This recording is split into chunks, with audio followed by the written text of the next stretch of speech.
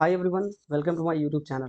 तो जैसे कि आप सबको पता है कि सीटेट 2024 दिसंबर का नोटिफिकेशन कल ही आ चुका है और इनका जो एग्ज़ाम होगा वो प्रपोज्ड है कि 1 नवंबर को होगा।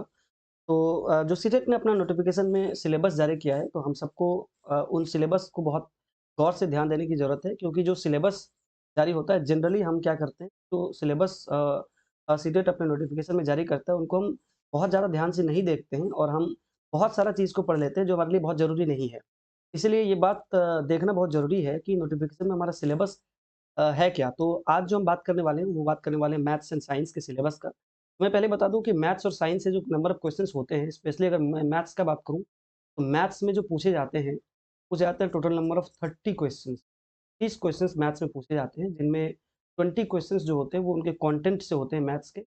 और जो इसमें 10 क्वेश्चन्स हैं, वो उसके पेडागॉजिकल पार्ट से होते हैं, मतलब पेडागॉजी से होते हैं, इनके मेथड से होते हैं। तो हम 20 जो कंटेंट से सवाल पूछा जाएगा, हम उनके सिलेबस पे आज चर्चा करेंगे। इनके साथ-साथ अगर मैं साइंस का बात करूँ, तो साइंस में भी एज़ इट इज़ 30 क्वेश्चन्स पूछे जाते हैं और 30 में से जो 20 क्वेश्चन्स है, वो उसका कंटेंट होता है, मतलब बुक पोर्शन पूछा जाता है और जो इसमें 10 क्वेश्चन्स बचता है, इस 10 क्वेश्चन में आपको इनके पेडागॉजिकल पार्ट मतलब पेडागॉजी से पूछा जाता है। तो हम 20 साइंस के जो कंटेंट से क्वेश्चन पूछे जाते हैं और 20 मैथ्स के जो कंटेंट से पूछे जाते हैं, हम के सिलेबस पे चर्चा करने वाले हैं।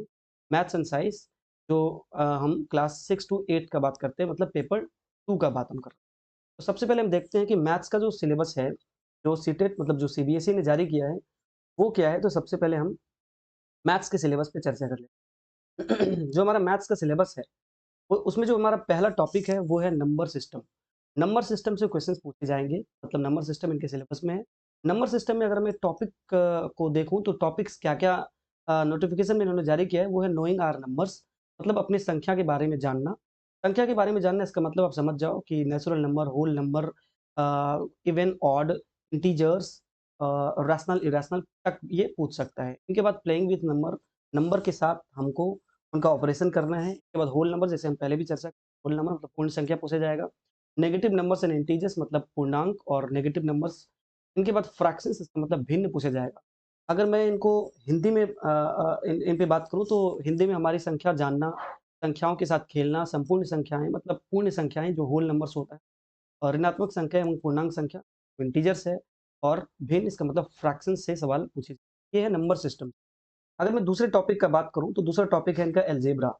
अलजेब्रा से जो सवाल पूछे जा रहे हैं जाएँगे, उनमें जो इनका नोटिफ़िकेशन जारी हुआ है, उनमें अलजेब्रा से है इंट्रोडक्शन टू अलजेब्रा, मतलब जो बेसिक कॉन्सेप्ट है अलजेब्रा का, उनको हमें ध्यान में रखना है। इनके बाद रेशियो एंड प्रोपोर्शन, मतलब अनुपात-समानुपात से भी सवाल रहेंगे।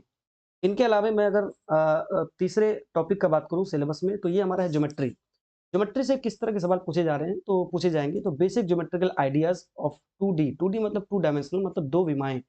अगर मैं 2D का बात करूँ, तो बेसिक ज्योमेट्री जो है, जैसे पॉइंट, लाइन्स, अगर मैं बात करूँ तो point, lines, line segment, rays, इन सब के बारे में हमें जानकारी होना चाहिए। इनके बाद अंडरस्टैंडिंग एलिमेंट्री शेप्स, जो एलिमेंट्री शेप्स है 2D और 3D में, अगर मैं 2D का बात करूँ, तो जैसे मान लो ट्रायंगल है, रेक्टेंगल है, या फिर आप अगर मैं 3D का बात करूँ, तो इसमें कोन है, या मैं बात करूँ इसमें सिलिंडर है, और मैं अगर इसमें और थोड़ा आगे जाऊँ, तो इसमें आपको मिल जाएगा प्रिज़्म है। तो ये हमें 3D में मिल जाएगा। तो 2D और 3D जो क्लास 8th तक है बेसिकली, उनसे हमें उनके एलिमेंट्री शेप्स के बारे में पूछा जाना है। इनके बाद सिमेट्री, सिमेट्री पूछा जाना है। सिमेट्री मतलब होता है सममिति। अगर मैं सिमेट्री को थोड़ा-सा इलैबोरेट करूँ, तो ऐसा है कि जैसे मान लो कि ये एक स्क्वायर है, तो इसको हम कितने तरीके से कट करें कि वो समान पार्ट में समान 2 पार्ट में डिवाइड हो जाए। जैसे मैं अगर इसको डायगोनली कट कर रहा हूँ, तो एक डायगोनली, एक इस साइड से, एक साइड से 2, और तीसरा मैं इसको बीच से काट दूँ ऊपर से वर्टिकली, और एक हम हॉरिज़ॉन्टल काट सकते हैं। तो बेसिकली इनका जो सिमेट्री लाइन होता है, वो 4 होता है स्क्वायर का, तो इससे सवाल पूछे जाते हैं और पहले भी पूछे गए हैं। इनके अलावे अगर मैं बात करूँ, तो कंस्ट्रक्शन से सवाल पूछे जाएँगे। कंस्ट्रक्शन में ऐसा नहीं है कि उसको कंस्ट्रक्ट करने के लिए दिया जाएगा, क्योंकि एमसीक्यू पूछा जाता है, मल्टीपल चॉइस क्वेश्चंस है, तो इसमें कंस्ट्रक्शन बनाने को तो नहीं मिलेगा, लेकिन कंस्ट्रक्शन से रिलेटेड कोई अगर क्वेश्चंस बन रहा है, तो उनसे सवाल पूछा जाएगा। अगर मैं इनको हिंदी में बात करूँ, तो हिंदी में वही है, बुनियादी ज्यामितीय विचार, 2D जो है, इसके बाद 2D, 3D, समरूप या सममिति होता है, इनका मतलब सिमेट्री का मतलब, और इनके बाद निर्माण मतलब कंस्ट्रक्शन, जिस पे हम लोग अभी बात किए हैं। अगर हम इसके बाद टॉपिक का बात करें तो इनके बाद जो टॉपिक है वो हमारा है मेंसुरेशन। मेंसुरेशन का मतलब होता है क्षेत्र मिति। मतलब हमें क्षेत्र का करना है मापन। मतलब ये है कि पेरीमीटर पूछा जाएगा, एरिया पूछा जाएगा, स्पेशली किसका, तो ट्रायंगल का, रेक्टेंगल का, स्क्वायर का, रोम्बस का, ट्रेपीजियम का, पैरेललोग्राम का, इन सब का मेंसुरेशन से सवाल पूछा जाएगा। और इनके अलावे अगर क्लास 8 तक 3D भी आ रहा है, जैसे कि कोन है, सिलेंडर है, अगर आ रहा है तो उनसे भी सवाल पूछा जाएगा। तो मेंसुरेशन से अच्छे खासे सवाल पूछे जाते हैं। तो मेंसुरेशन इसका एक टॉपिक है। इनके अलावे मैं बात करूँ तो ये है डेटा हैंडलिंग। डेटा हैंडलिंग जो है ये आपको आ जाता है स्टैटिस्टिक्स में। स्टैटिस्टिक्स मतलब होता है सांख्यिकी। तो स्टैटिस्टिक्स से सवाल पूछा जाएगा जिसमें मीन पूछा जाएगा, mean, median mean, median, mode, मतलब माध्य, माध्यिका, बहुलक से सवाल पूछे जाते हैं, रेंज से सवाल पूछे जाते हैं। तो डेटा हैंडलिंग जो क्लास 8 तक है, जितना क्लास 8 तक है उतना ही सवाल पूछा जाता है इसमें जनरली। और ये हमारा मैथ्स का सिलेबस था। मैथ्स में बस इतने टॉपिक्स आ रहे हैं जिसको हमें विशेष ध्यान देना है। अब होता ये है कि मैथ्स में तो 6 से 8 तक बहुत सारे चैप्टर्स होते हैं। लेकिन क्या हमें सारे चैप्टर्स को उतना ही ज़्यादा ध्यान देने का ज़रूरत है? तो मेरा कहने का मतलब ये है कि जो नोटिफ़िकेशन जारी हुआ है, जो उनका सिलेबस है, हमें उन पे ज़्यादा फ़ोकस करना है। लेकिन इसका मतलब ये नहीं है कि हम बुक्स को और नहीं पढ़ेंगे, क्योंकि हमें तो टीचर ही बनना है, हमें तो सब पढ़ना ही है। लेकिन जो फ़ोकस करना है हमें ज़्यादा, वो करना है उनके सिलेबस पर। ये था हमारा मैथ्स का सिलेबस। इनके बाद अगर मैं बात करूँ साइंस का, तो साइंस का सिलेबस में अगर हम बात करें आगे, तो देखो साइंस का सिलेबस क्या है। जहाँ तक बात साइंस के सिलेबस का है, तो साइंस के सिलेबस में जो पहला टॉपिक है वो है फूड। तो फूड से सवाल पूछा जाएगा, जिसको हम लोग भोजन कहते हैं। फूड में टॉपिक्स क्या है, तो सोर्सेस ऑफ फूड, मतलब भोजन का स्रोत क्या है, सोर्स क्या है, फूड कहाँ से आता है वो। इनके बाद components of food. Components of food का मतलब होता है भोजन के घटक। भोजन के घटक का मतलब होता है कि भोजन में क्या-क्या है, जैसे कार्बोहाइड्रेट है, मिनरल कौन-कौन सा है, विटामिन क्या है, इन पे सवाल पूछा जाएगा। इसके बाद क्लीनिंग फूड मतलब हेल्थ एंड हाइजीन से सवाल पूछा जाएगा कि किस तरह से हम फूड को क्लीन रखें और उसको कंज़्यूम करें। इनसे रिलेटेड मतलब फूड से रिलेटेड पूछे जाएँगे। इनके अलावे जो हमारा टॉपिक है वो है मटेरियल मतलब सामग्री। मटेरियल मतलब material of daily use. Daily use में जो मटेरियल होता है, उनसे सवाल पूछे जाएँगे। तो इसमें जो टॉपिक्स होंगे वो हो सकते हैं metal, metals, non metals, metals हो सकते हैं, नॉन मेटल्स हो सकते हैं, मतलब धातु, अधातु हो सकते हैं। मेटल्स, नॉन मेटल्स, इनके अलावे हम बात करें तो एसिड, बेस, सॉल्ट भी हो सकता है। एसिड, बेस, सॉल्ट मतलब अम्ल, क्षार और लवण, इनसे सवाल पूछा जा सकता है, जो हमारे डेली यूज़ का है। इनके बाद अगर मैं टॉपिक का बात करूँ, तो इनके बाद जो टॉपिक है वो है द वर्ल्ड ऑफ लिविंग, मतलब जीवित संसार। अब ये जो जीवित संसार है ये बायो का पार्ट है। तो बायो के पार्ट में बेसिकली पूछा क्या जा रहा है द वर्ल्ड ऑफ लिविंग में, तो उससे पूछा जाएगा सेल, फिर सेल आएगा, फिर न्यूट्रिशन आएगा, न्यूट्रिशन मतलब पोषण आएगा, न्यूट्रिशन।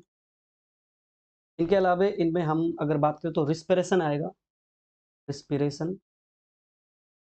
इनके बाद रिस्पिरेशन मतलब हम श्वसन का बात कर रहे हैं। इसके बाद फोटोसिंथेसिस आएगा, फोटोसिंथेसिस को हम प्रकाश संश्लेषण कहते हैं। इसके बाद हम डाइजेशन का बात करें कि डाइजेशन आएगा, जिसको हम लोग पाचन कहते हैं। इनके बाद अगर हम बात करें तो सर्कुलेटिंग सिस्टम है, जो ब्लड सर्कुलेटिंग सिस्टम है, हार्ट पंपिंग ऑर्गन वाला जो पार्ट है, उनसे पूछा जाएगा। और इनके अलावा अगर हम बात करें तो रिप्रोडक्शन जो चैप्टर है, जिसको हम लोग अ,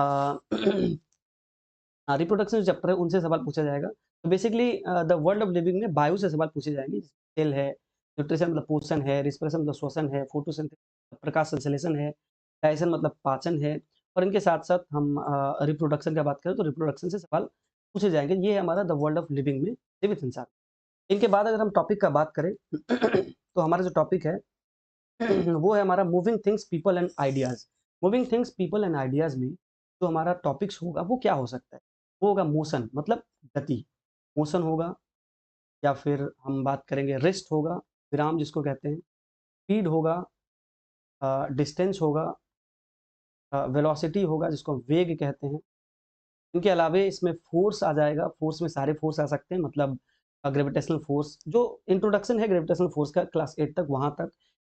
इसके बाद फ्रिक्शनल फ़ोर्स जिसको हम घर्षण बल कहते हैं, तो फ्रिक्शनल फ़ोर्स आएगा, तो फ़ोर्स से रिलेटेड चीज़ें आएगा। इनके बाद इन पे अगर बात करें तो प्रेशर से रिलेटेड चीज़ें आएगा। प्रेशर मतलब दाब जो है, दबाव जिसको कहते हैं, प्रेशर से सवाल पूछे जाएँगे। इसके बाद अगर मैं टॉपिक का बात करूँ तो साउंड जो है, साउंड एक इसका टॉपिक है, साउंड से सवाल पूछे ध्वनि कहते हैं।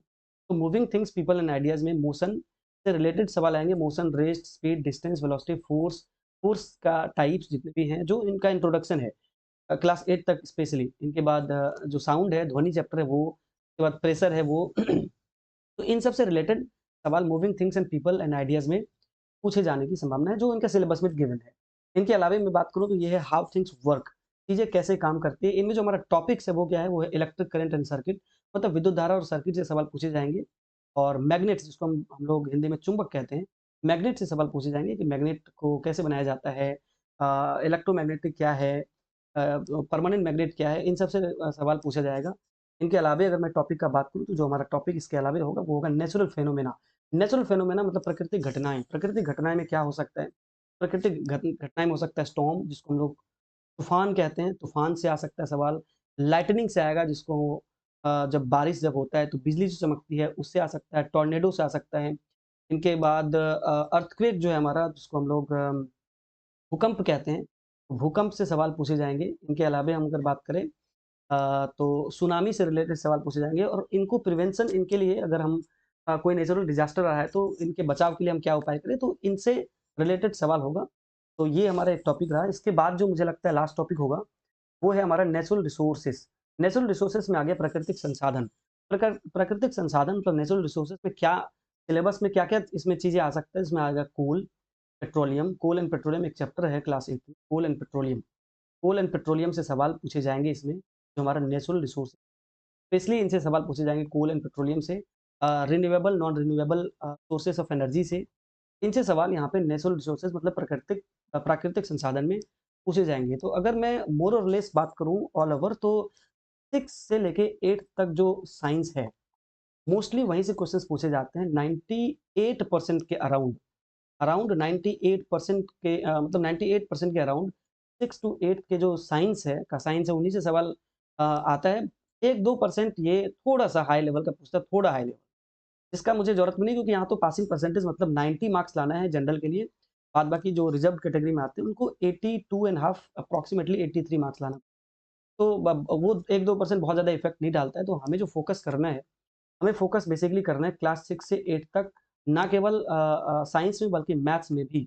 6 क्लास से 8 क्लास तक हमें फ़ोकस करना है, उसमें भी हमें करना तो सारे सिलेबस को है 6 से 8 क्लास तक, लेकिन जो नोटिफ़िकेशन में इन्होंने सिलेबस दे रखा है, स्पेशली उन चैप्टर्स पे हमें ज़्यादा फ़ोकस करना है, क्योंकि वहाँ से सवाल 99% सवाल वहीं से थे।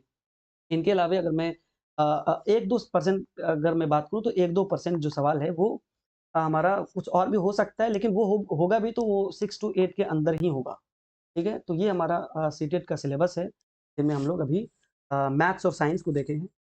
हम नेक्स्ट वीडियो में इनके पेडागोजिकल पार्ट जो है, जो 10 नंबर का मैथ्स का पेडागोजी और 10 नंबर का साइंस का पेडागोजी जो आता है, उनसे क्या-क्या टॉपिक्स आता है, हम उनको नेक्स्ट वीडियो में देखने वाले हैं कि उनसे कौन-कौन सा टॉपिक आता है और उनको कैसे पढ़ा जाए। क्योंकि मैथ्स और साइंस का सिलेबस तो हमें पता होता है, हमारे पास बुक भी होता है, हम उसको पूरा कर लेते हैं, लेकिन समस्या वहाँ आता है जहाँ पेडागोजी आता है, स्पेशली साइंस का पेडागोजी, क्योंकि साइंस का पेडागोजी जल्दी हमें कहीं पे मिलता नहीं है, कोई पढ़ाते हुए ना यूट्यूब पे मिलेगा, बहुत टीचर नहीं पढ़ाते हैं और उनमें समस्याएँ भी आती है। मैथ्स के पेडागोजी में तो फिर ठीक है, हम लोग कुछ-कुछ अपने अप्रोच से कर भी लेते हैं, लेकिन साइंस पेडागोजी में समस्या होता है, तो हम लोग साइंस और मैथ्स के पेडागोजी का जो सिलेबस है, उन पे चर्चा करेंगे, क्योंकि उनका जो सिलेबस गिवन है, जो-जो टॉपिक्स गिवन है, हमें उन पे फोकस करना है, ना कि हमें ऐसा होता है कि हमें कुछ पता नहीं होता है कि क्या पूछा जाएगा और हम सिर्फ प्रीवियस ईयर क्वेश्चंस को देखते हैं और उसी से रिलेट करने की कोशिश करते हैं। लेकिन अगर हमें हमारे पास वो फ्रेम मिल जाए कि हमारा सिलेबस क्या है, पेडागोजिकल सिलेबस क्या है, तो उनको अगर हम ध्यान से देखें, तो कुछ टॉपिक्स हैं जहाँ से सवाल पूछे जाते हैं, तो उनको हमें विशेष करने की ज़रूरत है। मैं नेक्स्ट वीडियो में उनको एलैबोरेट कर दूँगा कि उनमें टॉपिक्स क्या-क्या है और उनको कैसे पढ़ा जाए कि ताकि वो हम बहुत अच्छे तरीके से समझ लें। मैं समझता हूँ कि जो हम यहाँ पे डिस्कस कर रहे हैं सिलेबस को, आपको बहुत बेहतर तरीके से समझ आया होगा। तब फिर मिलते हैं अगले वीडियो में, तब तक